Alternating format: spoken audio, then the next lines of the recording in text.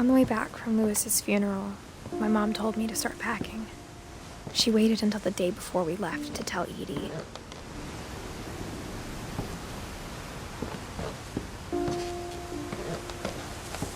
I'm not sure if she wanted to make it easier or harder.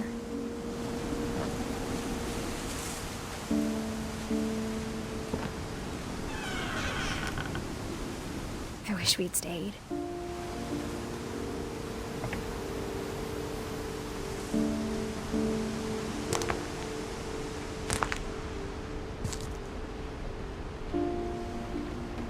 But I understand why we left.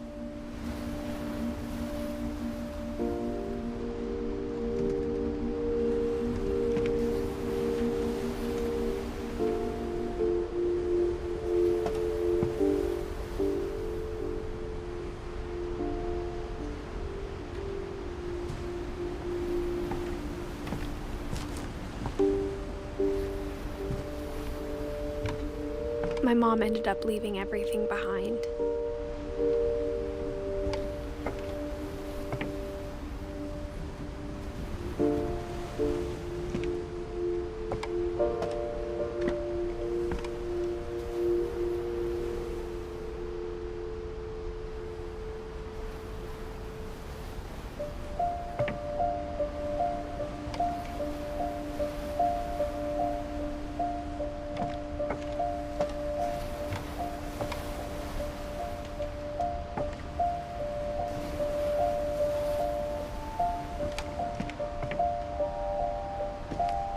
What happened that night had been coming for a long time.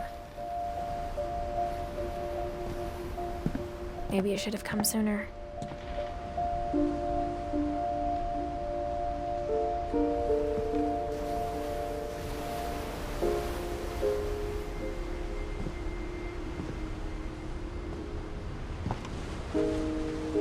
But it had to end one way or another.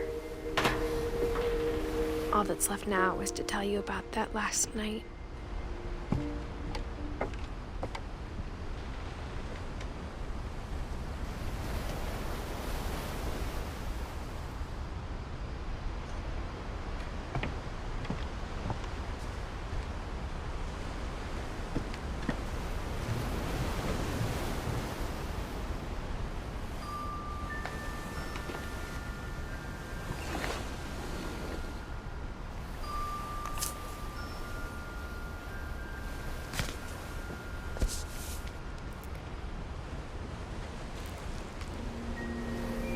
That whole last day, Edie just watched us pack and didn't say a word.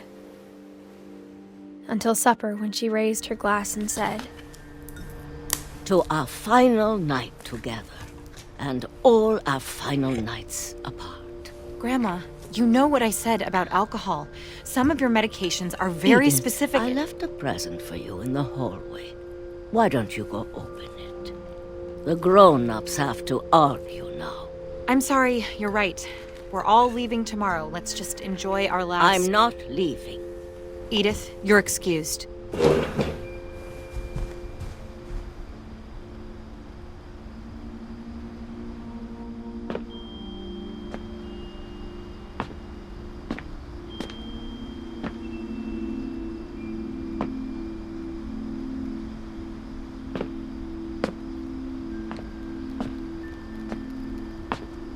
the power had been shut off that morning, but Edie always had plenty of candles.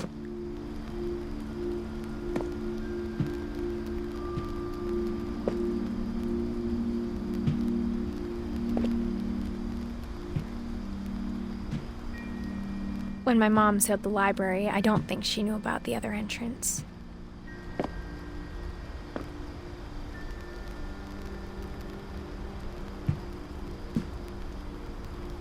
Or that Edie had a key to it.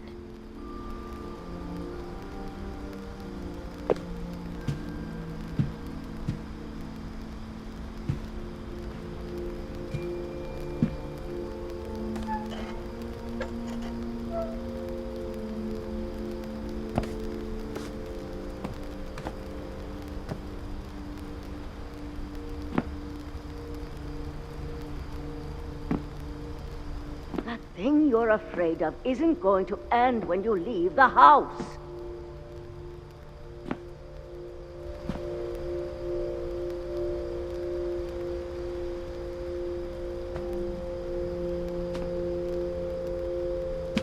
Edith has a right to know these stories. My children are dead because of your stories. I think it's best if Edith and I leave tonight.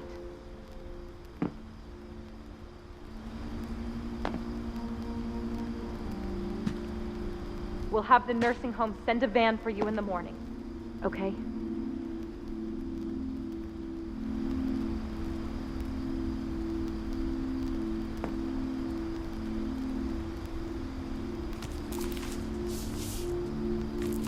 Dear Edith, there's so many stories I wish I could tell you, but there's only time for one. This is about what happened on the night you were born. That night, the tide went way, way out.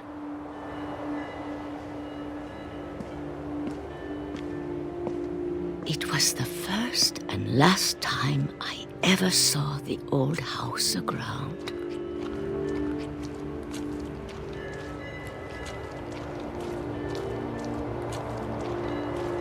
There'd been an earthquake out in the middle of the ocean.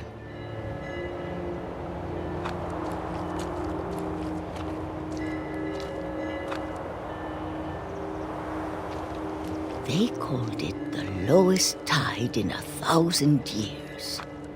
God, it smelled awful. You know, I've seen that house every day of my life.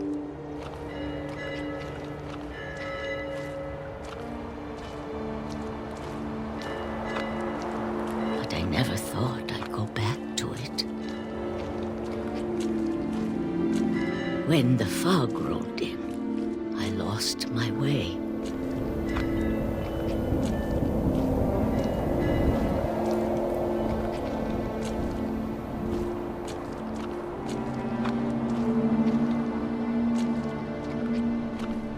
I got turned around.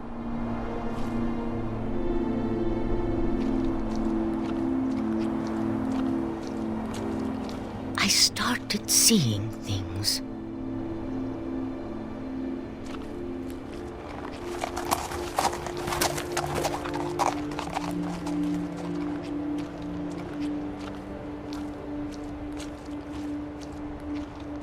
Things I'd forgotten had ever existed.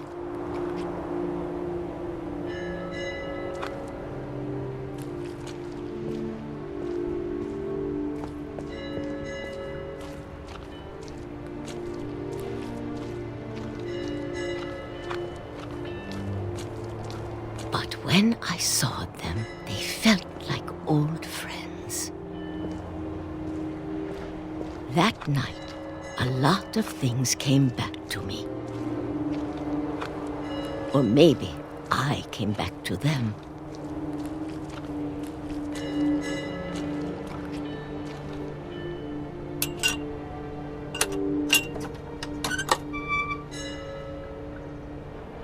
Things I can't explain, but that I need you to try and... Edith, what are you doing in here?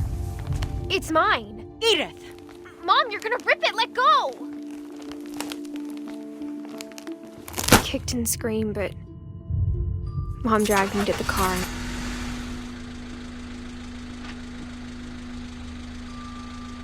I never saw Great-Grandma Edie again. The next morning, the van came to pick her up, but she was already gone. After that, we moved around a lot.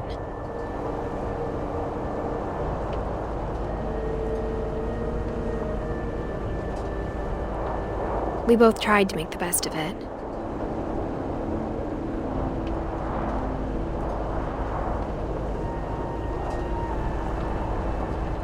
A few years went by.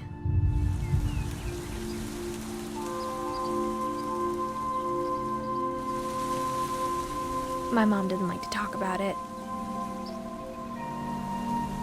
but she started getting sick a lot.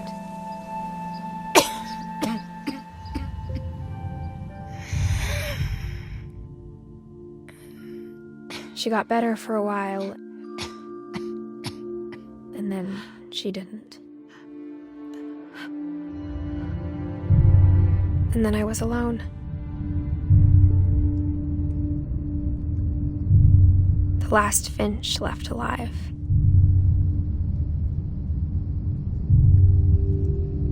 Until I found out about you. I'm still not sure what to tell you about all this. If we lived forever, maybe we'd have time to understand things. But as it is, I think the best we can do is try to open our eyes. And appreciate how strange and brief all of this is.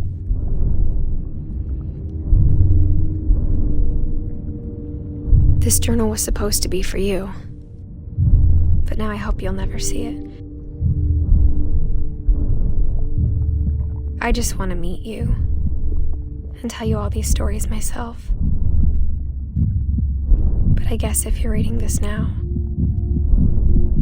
things didn't work out that way.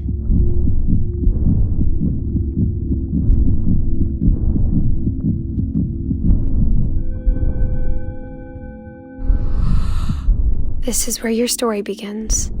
I'm sorry I won't be there to see it. It's a lot to ask, but I don't want you to be sad that I'm gone. I want you to be amazed that any of us ever had a chance to be here at all. Good luck.